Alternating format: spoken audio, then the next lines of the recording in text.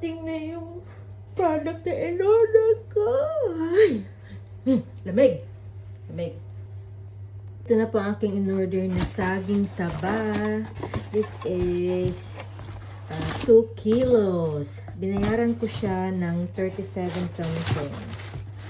Ayan po, 2 kilos. Ay, lulutuin ko to. Alam nyo ba na magkano? Ay, nako. Itikit ko na lang ang presyo. Makakain lang ako ng saba. Which is worth it naman kasi binabiyahe pa naman to ng Pilipinas, from Philippines to UK. O, tignan mo, napakaganda ng saba ni Linda. Thank you, sis.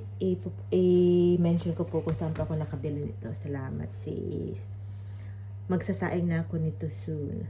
Or maybe, bukas na lang. Or, yeah. Kasi may event ako today. Good morning.